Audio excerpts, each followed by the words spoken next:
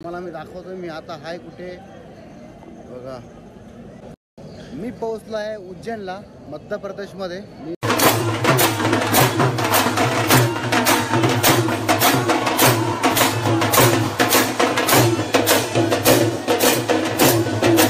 आता केदारनाथची यात्रा तर ह्या वर्षी माझी होणार नाहीये, कारण की सुट्टी मला कंपनी देत नाहीये। सुट्टी मी मागितलेली वाढून। मी आता महाकालेश्वरला जातोय। आता मी निघतोय माझ्या घरातनं, मुंबईवरनं MP मध्य प्रदेशमध्ये उज्जैनला चाललोय मी। मुंबई सेंटरवरनं गाडी जाते उज्जैनला आणि गाडी पूर्ण खाली आहे आणि मला मिळाली सीट। मी आहे आता मुंबई सेंटरला, सकाळी पोहोचेल उज्जैनला। 240 रुपये तिकीट घेतलं आहे। मी आयर्लीवरनं ठाण्याला आलो आहे, ठाण्यावरनं दादरवरनं मुंबई सेंटरवरनं आता ही गाडी निघेल अवंतिका एक्सप्रेस 9 वाजता। रोज गाडी असते ही रात्री 9 वाजता आणि गाडी 3 जनरल डबे असतात, सगळी खाली असते गाडी। 1.5 तासामध्ये आता उज्जैनला सकाळ झाली आहे। मी आलो आहे महाराष्ट्रापासून 850 किलोमीटर। बाप रे बाप, एवढी सगळे रिक्षावाले नुसते तंग करून सोडतात। आता इथे आलो, स्टेशनच्या बाहेर आहे। आता इकडंच जायचं आहे, रिक्षा वगैरे करून जाईल मी। अगोदर ना आंघोळ वगैरे करायची, फ्रेश वाटेल ना। आंघोळ केली आम्ही। महाकालेश्वरला दर्शन झालेत माझे व्यवस्थित आणि मंदिर बघा, आतमध्ये कॅमेरा नेणं अलाउड नाही आहे। आज अमावस्या होती आणि सकाळीच उतरलो मी। बाकी गर्दी काय एवढी नव्हती, दर्शन आरामात झाले। हे कॉरिडॉर इथे, जय बजरंगबली। मी बघा दुबईवरनं मी मोजून सुट्ट्या घेऊन येतो आहे, तरी पण जेव्हा पण आलो ना मी एक तरी ज्योतिर्लिंग करतो मी। आता मी कुठनं जाणार आहे, जय श्री महाकाल भैरव मंदिरला जाणार आहे। नंतर अगोदर बाहेर पडू द्या। मी ना जेव्हा जिकडनं आलतो ना तिकडं मी बॅग वगैरे ठेवलेली माझी, ती बॅग वगैरे घेऊन मग मला परत जायचं आहे काल भैरवला। बघा मी दुबईवरून येत असतो सुट्टी घेऊन, माझी एक दिवस म्हणजे खूप महत्त्वाचे असतात।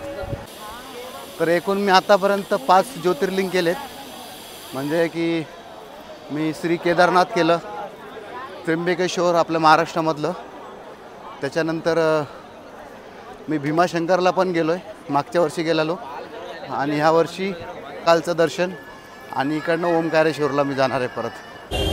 आपण ना मंदिराच्या बाहेर निघलो ना, जसं महाकालेश्वरच्या मंदिराच्या बाहेर पडलो ना, रिक्षावाले हे भरपूर तंग करतात आपल्याला। काल भैरव म्हणून जाण्यासाठी 400-500 रुपये।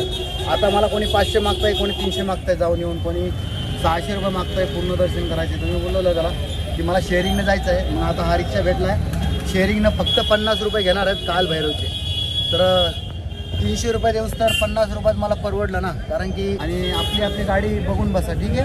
तुम्हाला समजलं असेल मला काय सांगायचं तर आपली गाडी आणि ड्रायव्हर पण आपलाच, तर अशाच गाडीसोबत यांच्यासोबतच जायचं। नॉर्मलच काढतोय।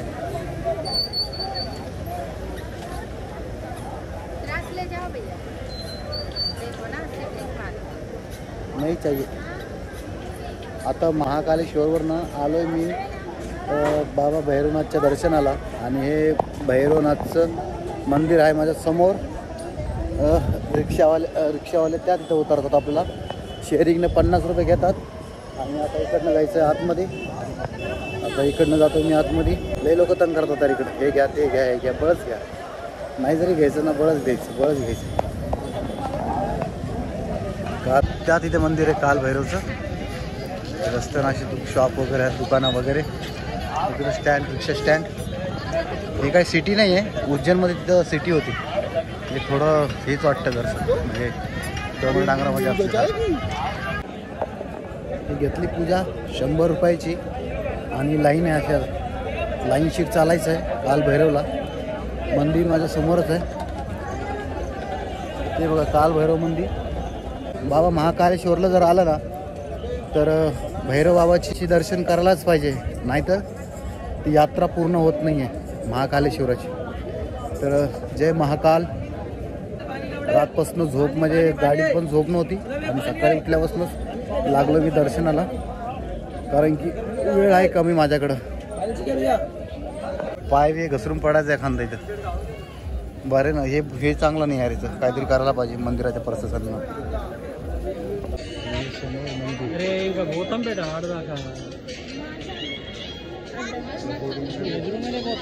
मंदिर आहे पण गर्दी असल्यामुळं ना बॅरिकेड असतात आणि असं फिरून फिरून फिरून जावं लागतं.